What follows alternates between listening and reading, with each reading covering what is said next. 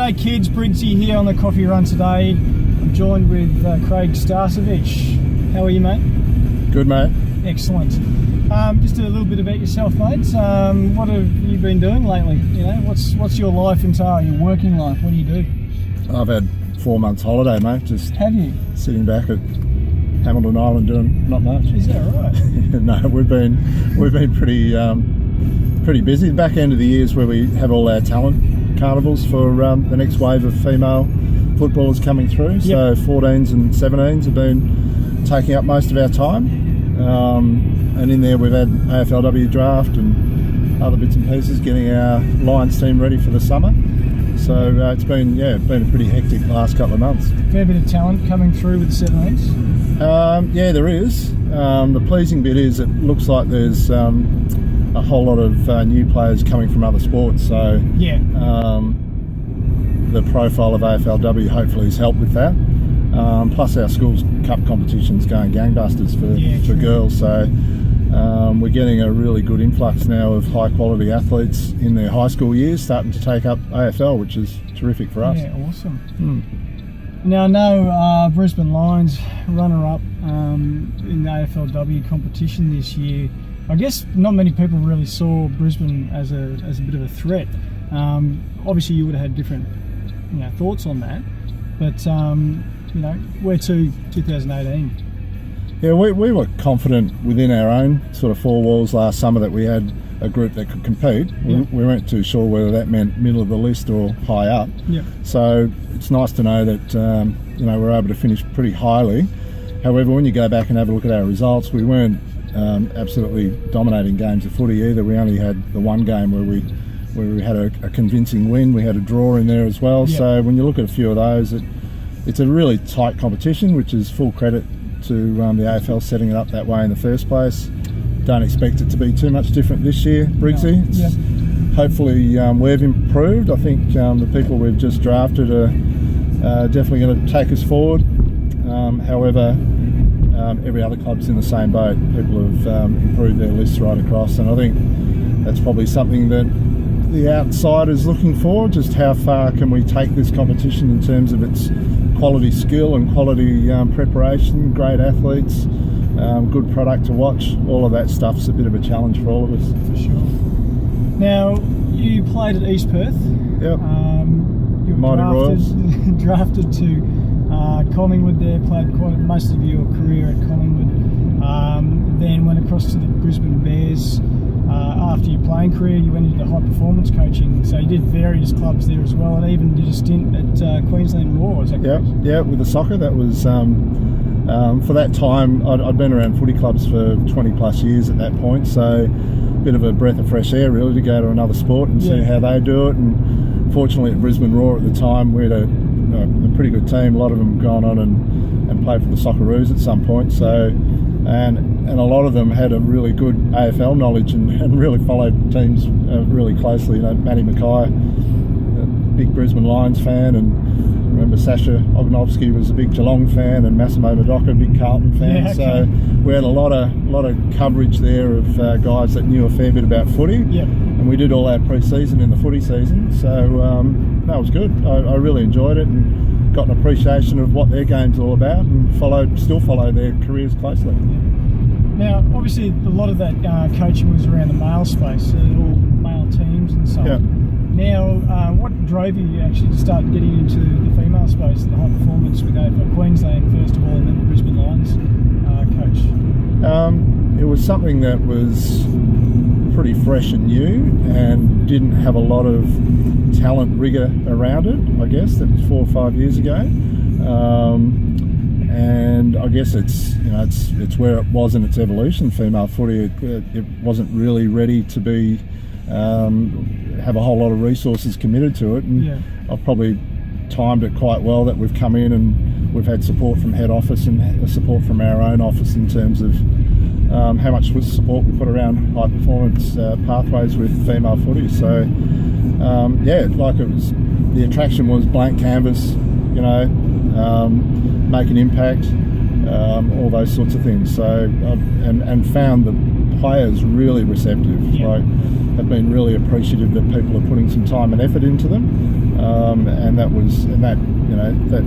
that's positive feedback for yourself. So Sure. it's been really pleasing. So, with coaching women, coaching girls, the difference of delivering a message to them as you would to the guys. Now, we discussed this the other day. How do you go about delivering a message? And every now and then, obviously, you've got to have a hard chat to somebody about making an error or not doing the team thing. How do you deliver that message differently to what you would to males? At the end of the day, Briggsy, not too differently. I mean, they're all players, yes, and they all want direct feedback and want to know how to improve. And I actually find the girls more demanding of that at times. Yeah. That they actually do want direct feedback. They don't want you to fluff around the edges too much. Yep, fair enough. However, I had a number of hiccups over the course in terms of how to do that best, and I know with our Lions crew, it's probably the first time they've been reviewed after a game as intensely as we did last year, and no one likes to see themselves do things in front of the camera that they thought they could have done better, and I slipped up a couple of times without warning players that they were going to see something that's a bit confronting. So I learnt my lesson there too, that and I guess it's no different if you're coaching a men's team either. Like if someone's going to be sort of outed in front of the group, they probably want some warning, and that's I fell for that one, but it made sure that I've improved my process there. I've actually coached a few female teams, obviously with the 17s, Sunshine Coast teams, assistant coach with the regional women's team last year. And I know, and obviously with my umpiring background as well, that and I found that when you're talking to them and even talking with the umpires, you can't be too negative towards it. I think the whole style of coaching as well, like whether regardless of male or female, has changed a lot more positive, a lot more constructive feedback as well. Yeah, I think so. I mean, and the terminology is room for improvement, isn't it? Yeah, absolutely. It's not negative what you failed to do well. It's more around where you can improve, and where your growth is. So that language is pretty common in our setting as well. For sure. Mate, we get people obviously to have a chat about umpiring side of things. You got any stories back in your playing days, or even as a coach, about any particular umpires that were good, and what made them a step above the others? Yeah, I think I think back to the 80s and 90s, and these names probably won't mean a whole lot to people, but I know Brian Sheen is now involved at head office, and he was a wonderful umpire, mainly because he was quite happy to let people know he was human. He had the frailties of making errors on the field, and if Brian came up and said, sorry guys, I think I might have mucked that one up, there's not much you can argue back. It's like, okay mate, we accept that and we move on. So I reckon the best ones are the ones that had good relationships with players before the game, during the game, after the game.